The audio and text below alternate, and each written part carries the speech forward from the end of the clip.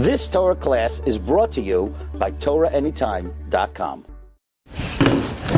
Okay, I get to vach everyone. I just want to share with you a thought on Parshas Sisa and Tefillah. Yesterday morning, we spoke out from the Magen Avram that there are 6 important things to remember every day, and that we remember them in Ahava Rabbah. The 6 important things that you need to remember are Matan Torah, Maimed Har Sinai, the story of Miriam, the story of the Egel, Amalek, and Shabbos, known as a sort of the Sheish Sechiros. But the Magen Avram brings from the Ari, you should remember them in the Brachos Kriya Shema. So the Magen Avram says, when you say Uvano Vacharta, you should remember Matan Torah. When you say B'kerav Tanu, you should remember Maimed Har Sinai. When you say L'Shimcha Hagadol, Amalek, because we want to make Hashem's name great, as opposed to Amalek, who wanted to minimize it. Our mouth was created to thank Hashem, not to speak Lashon Hara like Miriam. When do we remember Shabbos? That we remember in Kriya Shema. Uzachartem as kol mitzvahs Hashem. Remember all the mitzvahs of Hashem, as opposed to, and Shabbos is shakal keneged kol mitzvahs.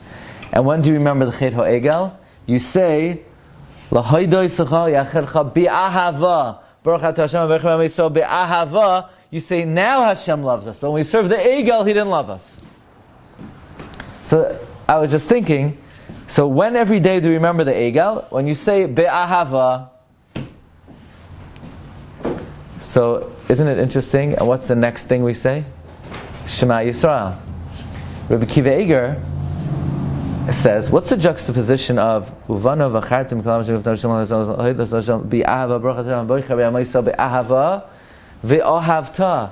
Rabbi Kiva Eger says, there's a mitzvah in the Torah to love Hashem. How could you tell someone you have to love Hashem? Aryeh, love broccoli. Now, love broccoli. If you like it, you like it. You don't like it, you don't like it. You can't tell them to. You could force someone to eat it. I remember when I was a kid. Say, love your mother-in-law. You never know who's going to hear it.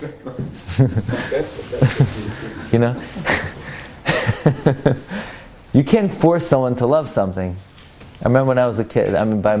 The policy by my grandmother's house is, you have to eat the lunch. If you don't eat the lunch, then that's the dinner.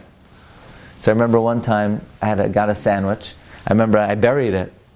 I dug a hole in the ground, and I did kvura on the sandwich because I didn't want it not for lunch and not for supper. But you can't say you could force someone to eat something. You can't force someone to love someone. Yeah, but there's a certain natural love. If someone loves you, you reciprocate. So therefore, the pasuk. So therefore we say, Baruch atah Hashem, haboicher b'amayso be'ahava. Hashem loves us. So now, memelo, you could respond ve'ahavta, right? So similarly, we could say like this: when do we remember the Egel? Remember the Egel when we say the word be'ahava. Now Hashem loves us, not when we say the Egel. What was the Chet HaEgel? It was a lack of emunah ba'achdos Hashem. So right after we remember the Egel, we're masaking that by saying Shema Yisrael Hashem Elokeinu Hashem Echad. We're ma'ached Hashem. It comes out very beautiful that the mitzvah of Yichud Hashem is in the immediate aftermath of really fulfilling the Doiraisa of remembering the Egel.